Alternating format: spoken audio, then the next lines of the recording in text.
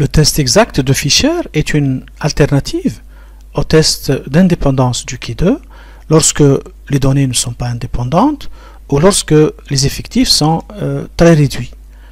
À ce moment-là, on utilise le test exact de Fisher. Pour l'utiliser, c'est la même procédure que celle du test d'indépendance du Ki2. On va sur Analyse, Statistiques descriptives, puis Tableau croisé. Et on va mettre les différentes variables. Le type d'éclairage naturel et la satisfaction. Sauf qu'ici, on va cocher dans un premier temps le Ki carré dans le tableau des statistiques et dans un deuxième temps, on va ouvrir la boîte de dialogue exact pour effectivement choisir le test exact de Fisher. Voilà, on clique sur poursuivre. Pour le reste, on laisse les choix par défaut et on clique sur afficher les graphiques à barre en cluster et puis sur OK.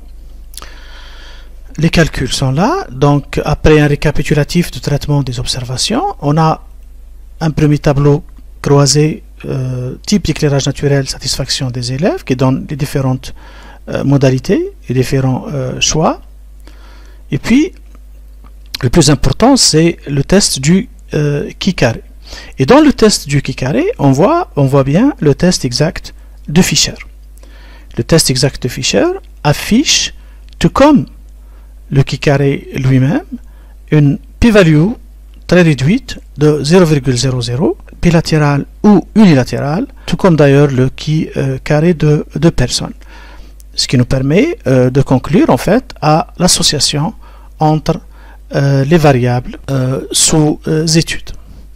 On l'utilise pour synthétiser. Le test exact de Fisher est une alternative au test d'indépendance du Ki2 lorsque les effectifs sont très réduits ou les données ne sont pas vraiment indépendantes.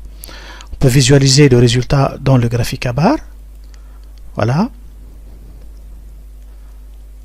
Et voilà.